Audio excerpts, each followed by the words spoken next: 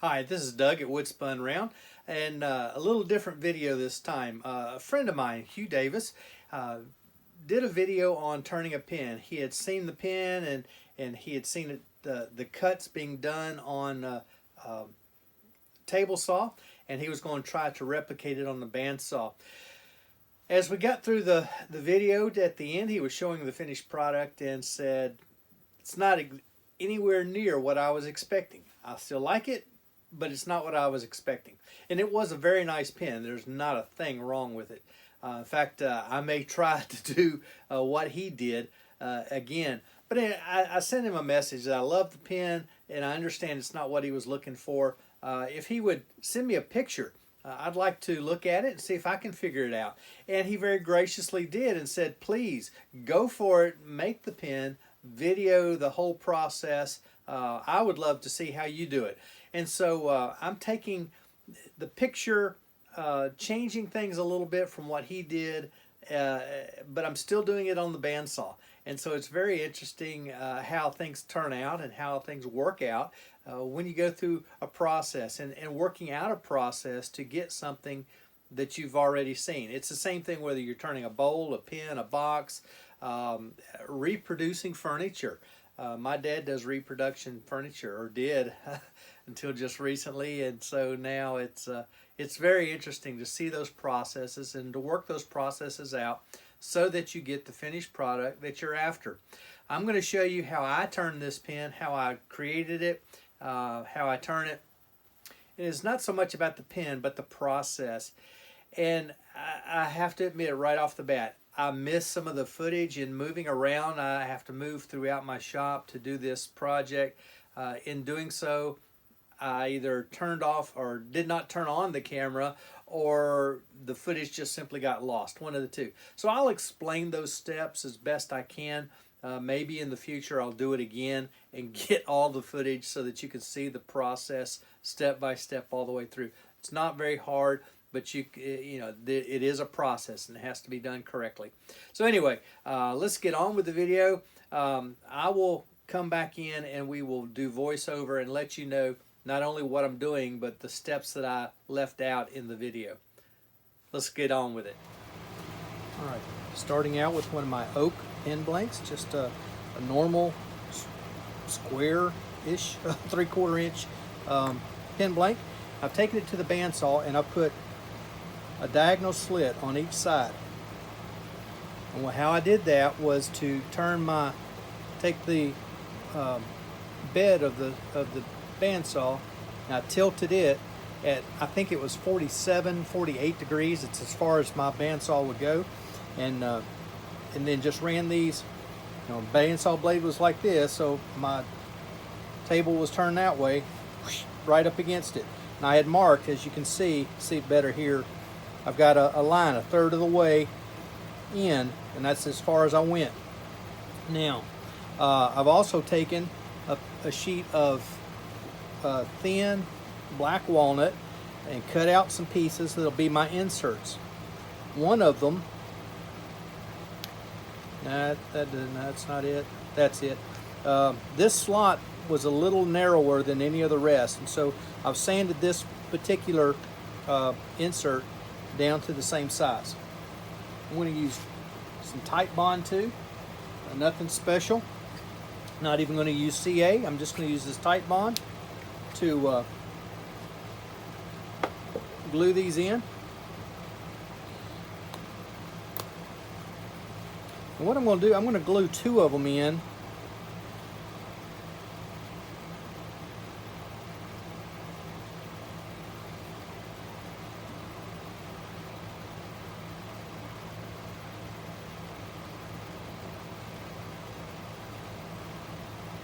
Say that, I think I'm going to go ahead and glue all 4 of them in, but then I've got to go and even those up somehow, and I think what I'll do is I'll just put them on the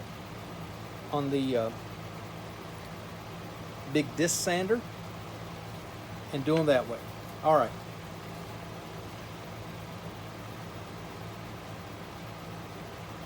A little bit of glue there, and when I spread it, there'll be more than enough to go on the other side as well. got this idea from my friend Hugh. Hugh had seen this on one of the sites and went to replicate it, and he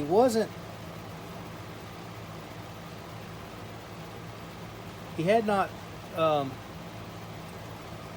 he thought it through, but he missed tilting the saw. Instead, what he did was to tilt or to turn his blank at an angle to the blade, and that just it didn't work. Came out with a really neat design. I really like it. Depends on how I feel about this one. And I already see one problem with mine, in that my slots are not precise. I need to come up with a little better way of making the actual cut.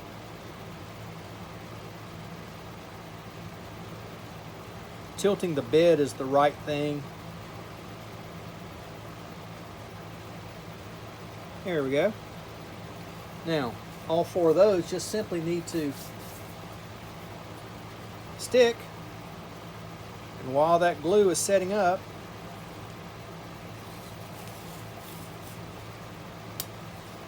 I'm going to take a piece of painter's tape and just wrap it around. Should be able to get all four of them without any problem. They don't need a lot, just something to hold them all the way down in there. There we go. Kind of putting some pressure on it as I go. Yeah, we're good. So that's going to set up just like that. I'll take it to my sander and I'll sand down all this excess, and then I'm actually going to put another cut here, and let's see, here and here and here and here. So I'll put two there, so they go in four.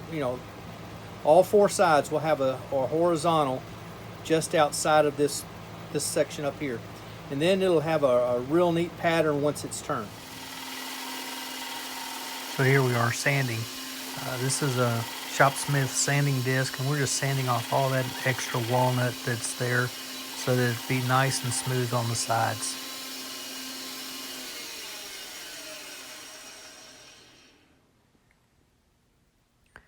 Now that all of the walnut has been glued in and is dried, it's been sanded, I'm going to cut it to length here. There's a little off of one end and a good bit off the other end. You see that pine stop there that I've set up? That's for the bottom end. Actually, it's for the whole blank.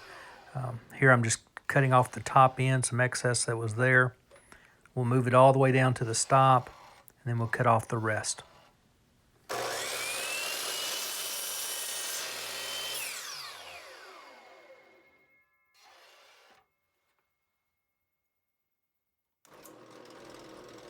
We've moved back to the drill press here, and we're going to actually drill this blank. We've got all the walnut glued in. It's been sanded down so it's nice and smooth.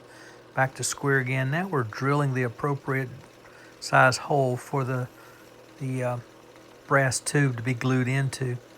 You want these as straight as possible. And this is one of the areas where I made a slight mistake. I did not get center all the way through. I started pretty close to dead center on the top, but when it comes out the bottom, I'm slightly off.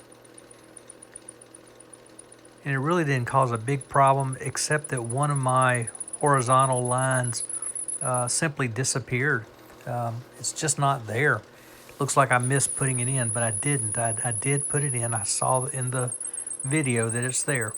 But because I was off center when it came out the bottom end, it just does not show up. I turned it all away.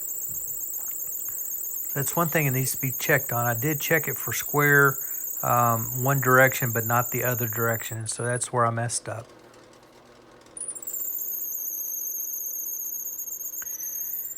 After we're through with the drilling, we'll come back, we'll take this bit out, then we'll put in the barrel trimmer that you see here. We'll make these blanks nice and square to the tube. not to not to the bed, not to the drill, but to the tube itself. So that's all I'm doing here. I'm just cutting just a little bit away on each end to make it square. We've done that, and now we're back over at the lathe. We're going to turn it nice and round. You've seen this process several times before. That's all we're doing here is turning it. Going to use a 1/2 inch skew and turn it down to the bushings.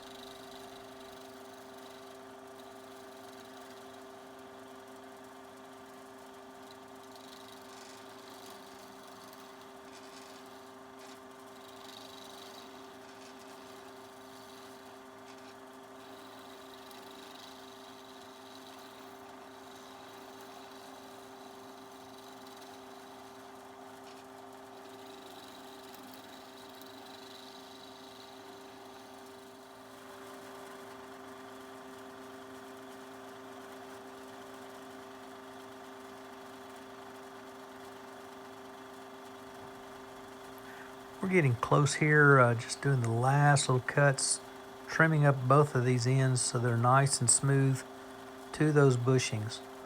One thing we want to make sure to do when we're making pins is get the blank turned all the way down to the bushing so that there's a smooth transition between the wood blank and the pieces that are going to be pressed into them, directly in. We don't want any jumps. So we've turned it. Now we're going to start on the sanding process, starting with 100 grit. I'm going to go all the way up to 320. I did not show you the 100 on the back of this piece, but I've got the grit marked on the back side of each of these. We've gone through all the other grits. Now we can finish this to finish up. Gives it a nice smooth finish. So we're going to do the rest of the finish here after the sanding. And all goes very smooth.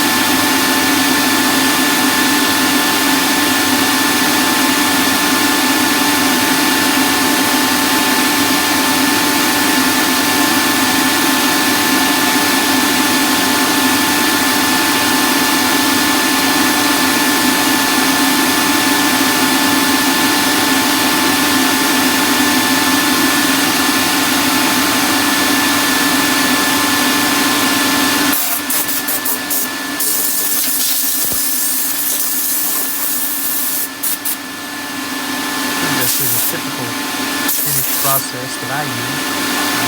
First, we're going to blow it all off. It's all the waste dust off of there. The next thing you're going to see is denatured alcohol. I'm going to give it a good wipe down with the denatured alcohol just to take out what little bit of dust is left in the pores of this wood. I don't expect there to be a whole lot. These are both hard woods. But even with hardwoods, the oak has an open pore, and so it's going to hold some.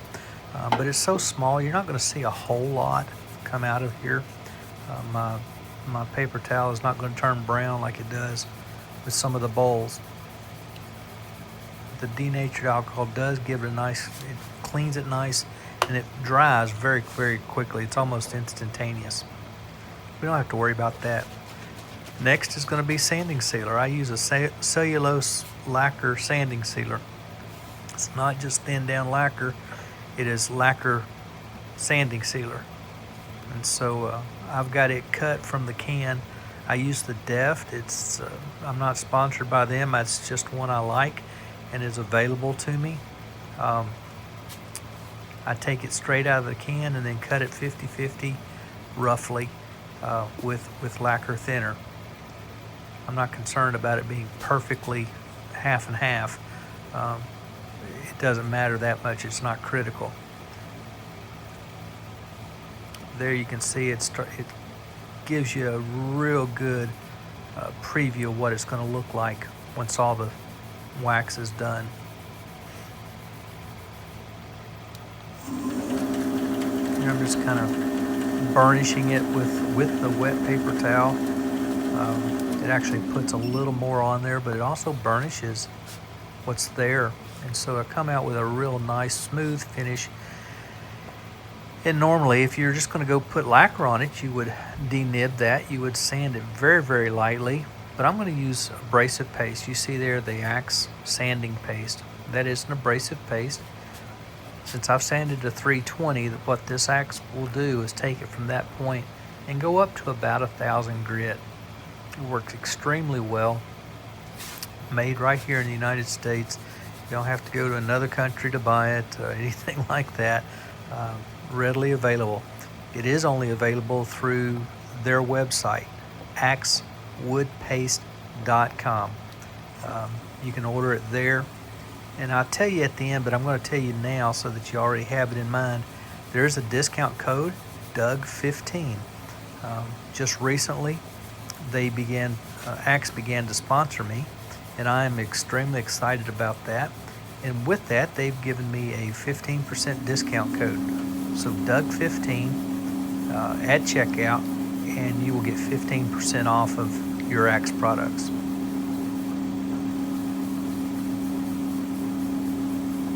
Just letting the paste do its job, working it in from end to end, speeding it up along the way, and I'll start changing the portion of my paper towel here as well as I continue to speed it up little by little.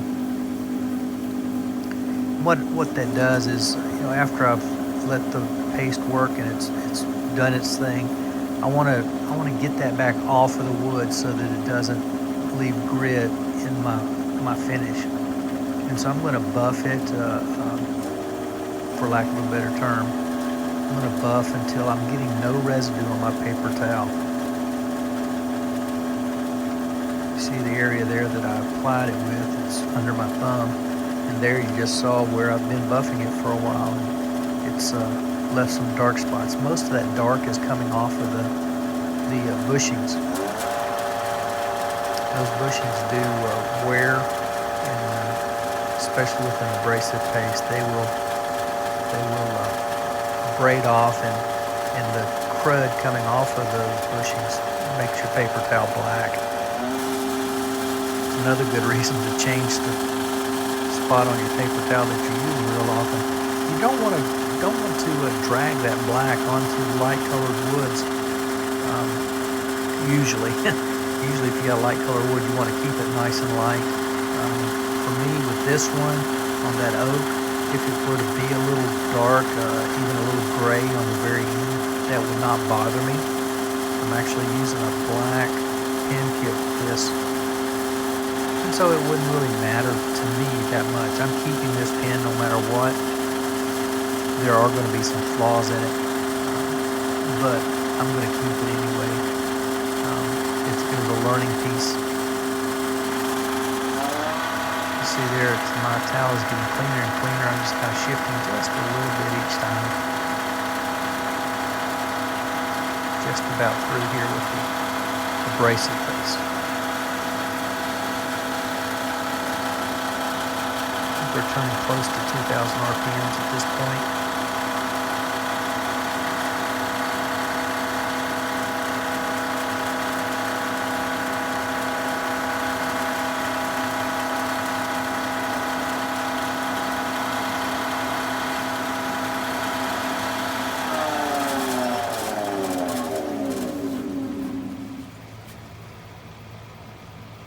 Looks nice and shiny now, but the abrasive paste itself is not a finish. That will shine over just a couple days. If I just left it there on the lathe, would dull. So you see there, I've got the Axe polishing and restoring paste. I'm going to put a little bit of this paste on with a clean paper towel that I'll use. I'm going to actually put 2 coats on. I'm just going to show you one, I think. But here I'm just working it in like you would with any paste or with any wax, whether you're doing it on a pen, a bowl, a goblet, on your car. You're going to work that paste in just a bit, and then you're going to let it sit for a few moments. With most of your waxes, you have some solvents in there. This wax from Axe does not have solvents. It does use mineral oil, but you want that to I'm trying to think of the term I want to use. It doesn't coagulate. It doesn't really dry. Well, it sets up is what it does. Let that wax set up a bit before you buff it, and it will buff off quite a bit better. I don't let this first one sit very long, about a minute, minute and a half maybe. Um, Here I'm just kind of continuing to work it while I'm waiting for it to set up. And you can feel it when it starts getting a little bit sticky and it wants to be a little grabby on your paper towel. And then you can start then speeding up and buffing. The second coat I actually wait a little longer. I apply it and work it for a moment or two, then I go get something to drink. I was quite thirsty, so I came back and the second coat looked really, really nicely.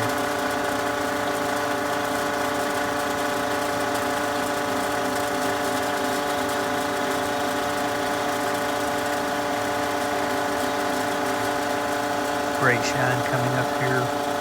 It's not a real high gloss, but it is a gloss that it looks even better on the video than it does in person. But it's there. You still feel the wood, but the wax is there.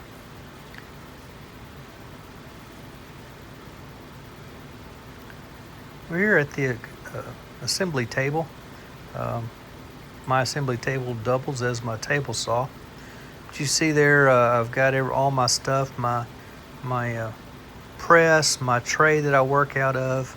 My glue is there as well as my accelerator if I need it. I've got my instructions. This is not a kit that I've turned a lot of, and I haven't turned any of them recently, and so I needed the instructions close by. Putting in the transmission. This is a click transmission, and so it goes in first on this particular kit. And I'm trying to get my hands to a place where you can see what's going on. There we go, that went in really easy. Then we're going to put in a coupler for the nib.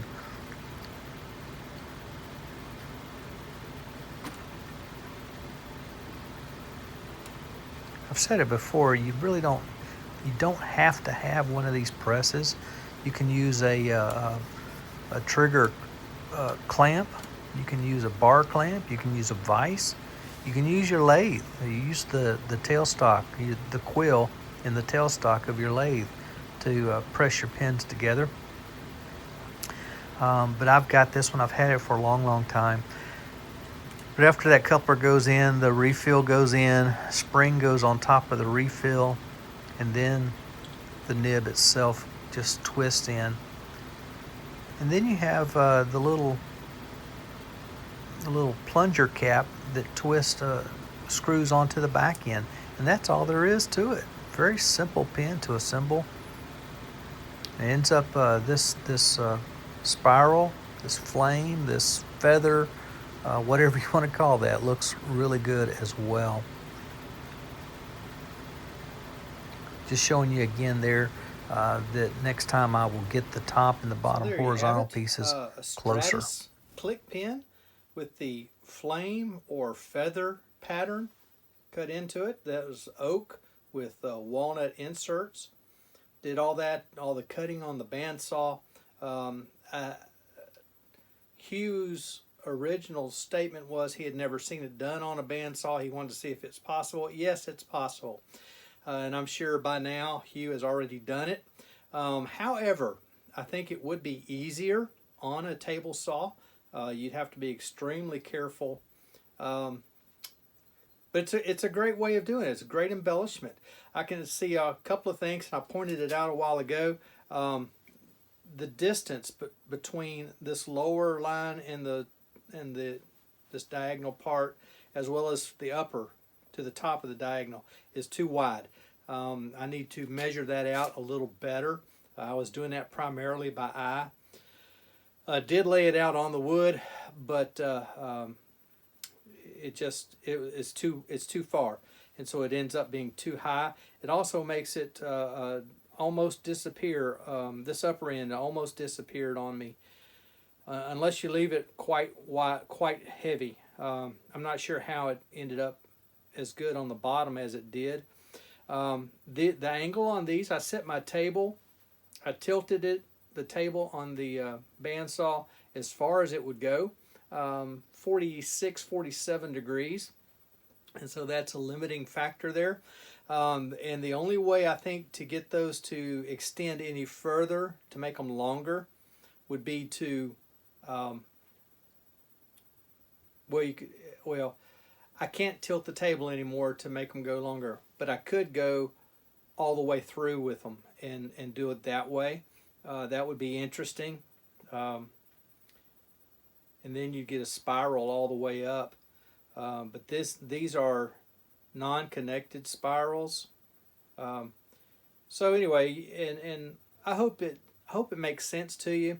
If there's anything that didn't make sense, hopefully I've gone back and put it into the voiceover so that I can explain it just a little bit better.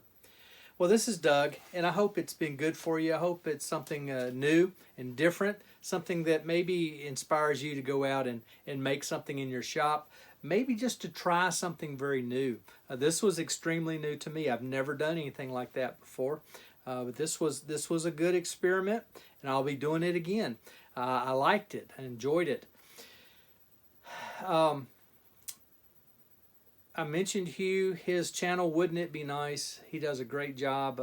He is a fantastic segmented pin turner. So go over and watch some of his videos. I think you will really like what you see there. Also, you saw me using the Axe abrasive paste and the Axe wax. I am super pleased to let you know that I am now a spokesperson, representative, I don't know what you'd call me, ambassador for Axe wood paste. Some great folks, and I do like their products. If you'd like to try some Axe paste, go over to axewoodpaste.com. That's where you'll find them. You won't find them anywhere else. They're not on Etsy, not on eBay, no place like that. No store carries them. They are the sole proprietor. They sell it themselves. And so go over there to Axe Wood Paste, that's AXWOODPASTE.com, and you'll find the order form there. Tom and Annette, they're fine folks. Tom has been on every Sunday promoting his own paste, but he's not going to do that anymore, which is fine. He doesn't have to do that. That was just something he wanted to do, and so he is letting those of us who represent him talk about the paste. Go over there, and I'll tell you what, I can save you a little bit of money. When you're ordering, down in the ordering code, put Doug15. You'll get 15% off. It's not a ton, but every little bit helps, and in today's market, I promise you every bit helps. So Doug15 will get you 15% off of your order. And what you'll be ordering is both the abrasive paste and the wax. They come together. He doesn't sell those individually. So you'll want to go in, order you a kit. He does have 2 different sizes. Just recently, in the last couple of weeks, Tom has decided to add more carnauba wax to his paste. It is a combination of carnauba wax, beeswax, and mineral oil. He is now adding twice as much carnauba wax. He's not increased the beeswax, not increased the mineral oil, only the carnauba. So it will be a stiffer wax, and I believe it'll be not only a brighter shine, but it'll also be a harder wearing shine. So try out the Axe abrasive paste and wax. I think you'll go over there, check it out, get you some abrasive paste, get you some wax, and I tell you what, this is Doug. We've had a good time today. I hope you've enjoyed it as well. Till we meet again, I hope you're able to spin them around.